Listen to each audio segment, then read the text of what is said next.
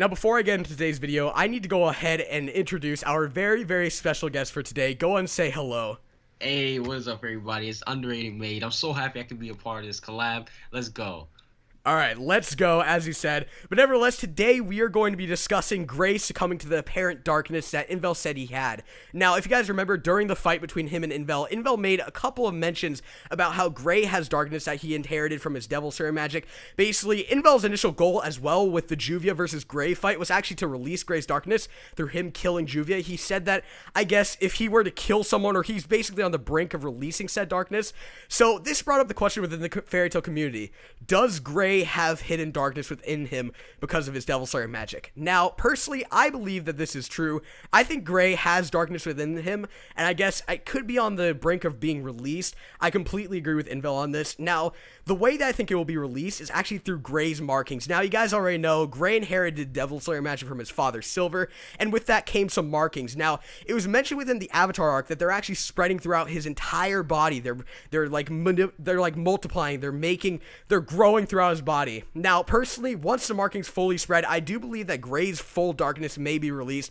I guess it could signify, like, the darkness spreading throughout his body could be through his markings, because, you know, it is spreading, of course. But nevertheless, I'm going to go ahead and hand it over to Underrated Mage here. Let's go and see what he has to say.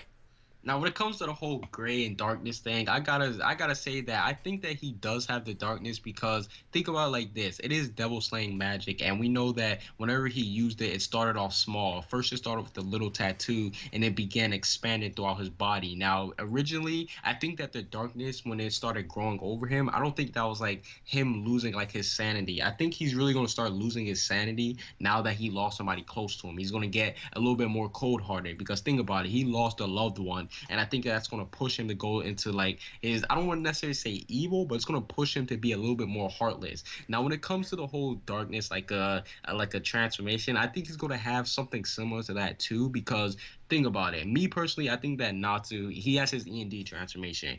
Gray, he's going to have his darkness or devil slaying transformation. So I do think that this new darkness, it could take over his body completely, but at the same time, I think it's going to be a new power-up, so it could kind of be something that equals out Natsu in his E.N.D form, like just like how Invel said. The destined fight is between Natsu and Gray, so I think that the darkness, that will actually help him in his fight with Natsu.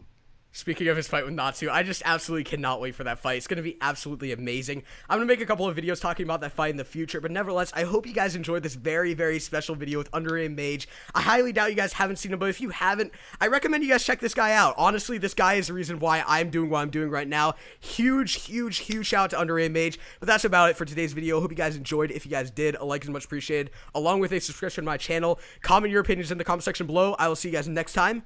Peace.